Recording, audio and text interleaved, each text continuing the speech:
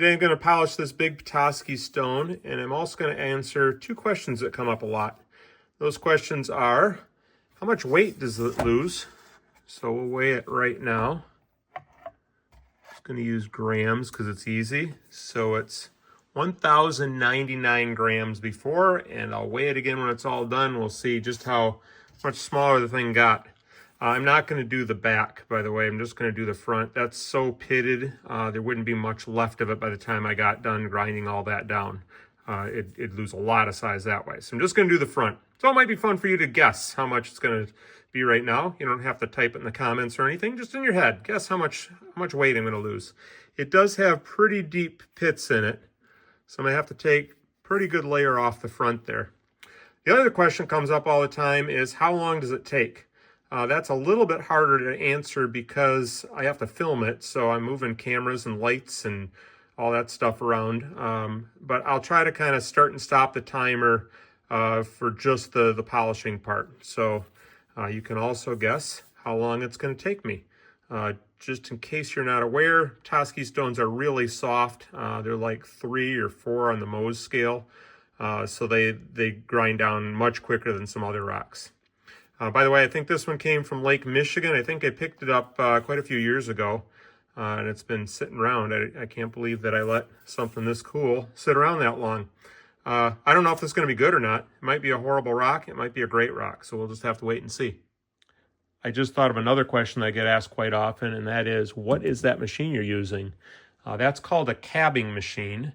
A cab is one of these things. It's short for cabochon. It's a domed rock that's used for a pendant usually.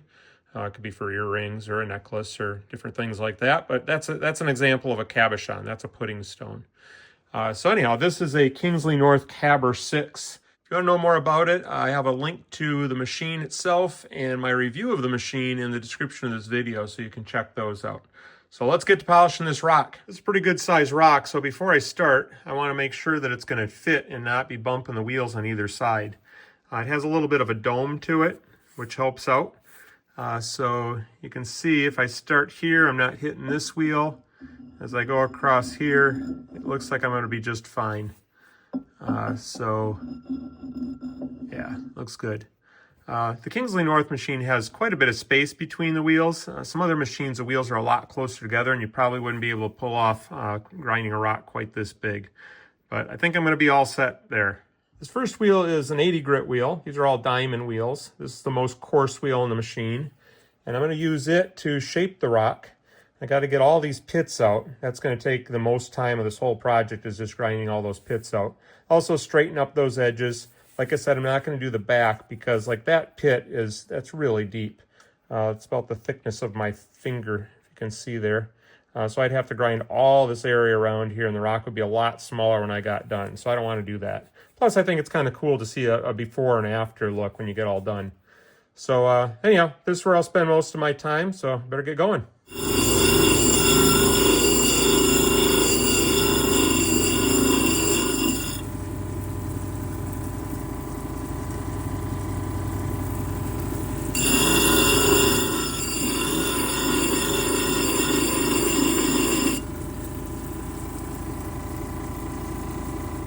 First wheel's done. That took 14.5 minutes. This looks like it's going to be a really nice rock. There are some fractures in it. You can see through here there's a lot of cracks, but that's kind of common. I did end up going around the edge here. Oops, I missed a little spot right there. I can get that in the next wheel, or go back and get it real quick on the first wheel if I want. The other sides just went around a little bit. I wanted to smooth this out a little bit more, but then I realized you kind of have to do the whole back of the rock if you're going to smooth it out. There's not much else you can do, so I'm just going to go to there and not worry about it. But overall, this looks like it's going to be a really nice rock. So I'm on to the next wheel. This is 220 grit. That's just a little bit finer than the 80 grit, so it's going to take out some of the scratches left by that. These are both hard wheels, and then after that, I'll be going on to these soft wheels. I decided I should probably show it to you dry before I move on to the next wheel. You can really see the scratches that the wheels put in. I can also see that I missed a few spots. Those are a little bit low spots there, so they show up a little bit better when it starts drying out. You can also see these fractures down here a lot better. So I'm going to fix that spot and hit this area here a little bit on the first wheel before I go on to the 220 wheel.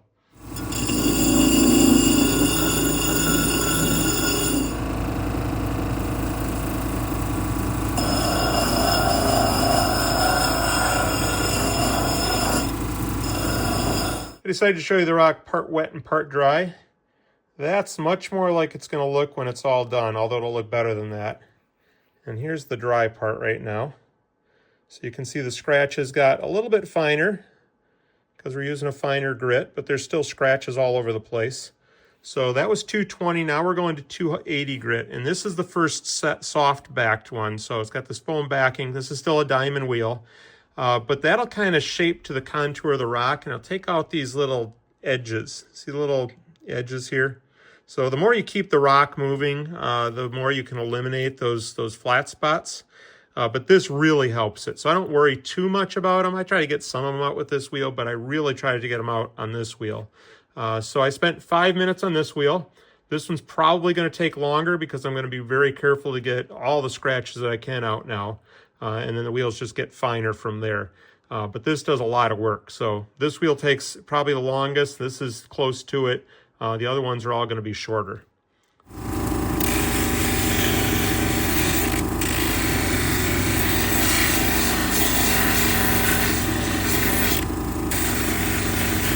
All right, I spent 7 minutes on that wheel, but I'm not done yet. I just dried it off, and you can see some scratches there that I missed right in this area. Got to go over that whole area a little bit more, because if I move those scratches onto the next wheel, I'll never get them out.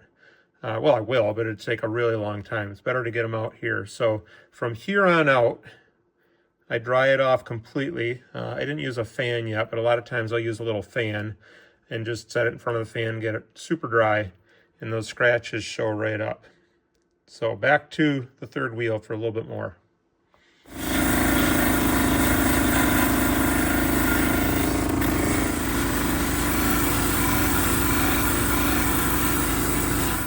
There it is, dried off. You can see all those sharp edges are gone. Everything's nice and rounded. If there's a little bit left, I'll get it in the next wheel. But I don't see any scratches anymore. I not only hit that one area, but I went over the whole thing one more time just to be sure.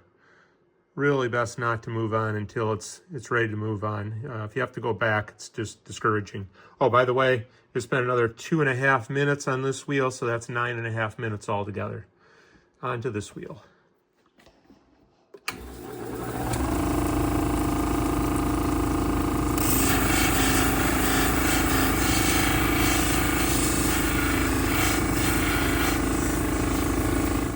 I'm done with that wheel. This is dry. You can start to see a little bit of shine there.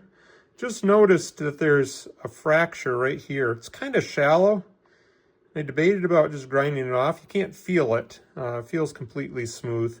I could probably grind that down like, maybe 1/4 of an inch, 1/8 of an inch or something and take care of it, but I'm not sure how deep it goes in that way. So if it stopped right there, I could just grind it off, but it might go back farther, so I might just keep chasing it all the way into the rock. So I think I'm just going to leave it.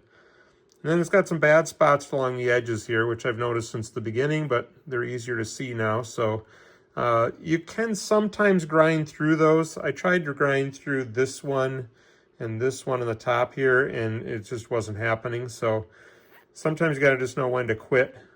I'm never quite sure if I'm doing it right, but that's where I'm stopping with that wheel. So on to the next 2 wheels. That wheel took 6 minutes. I don't think I said that yet. 6 minutes for that last wheel. So I imagine these will take probably less than 6 minutes. Those go pretty quick.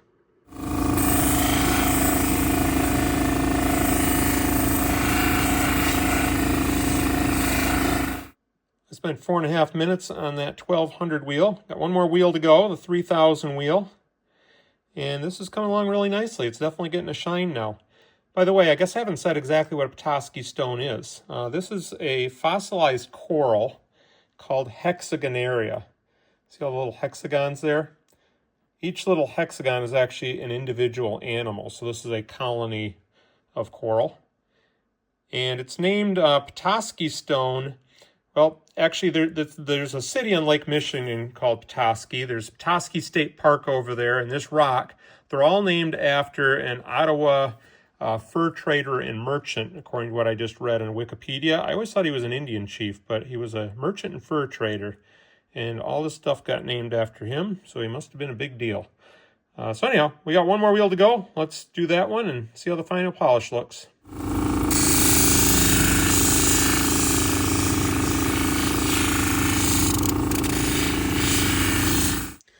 All right, it's all done. Took 4.5 minutes on that 3000 wheel. Looks really good. It's not perfect. It does have those fractures in that corner, but over in this area, it's not fractured at all. It does have some dead eyes here and there. But overall, I think it turned out really nice. So the total time was 45 minutes. Remember, I did not do the back, so the back still looks natural, just the way I found it. And I'm about to weigh it. So if you're sitting with somebody else, I think it's time to pause the video and make your predictions. Lock them in now. You can either go with the final weight or the percent lost. Okay, you ready?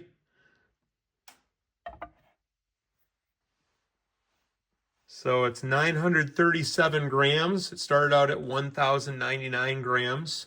So that's almost 15% of the rock is gone. It's actually 14.74% of the mass is lost. I don't think that's too much to give up to have the change in how this looked from the beginning to now. That's worth losing 15% of the rock. So I'm going to leave you here with a video showing where we find these rocks, or one of the places. They're found both in Lake Huron and Lake Michigan. So click on that video and I'll see you over there.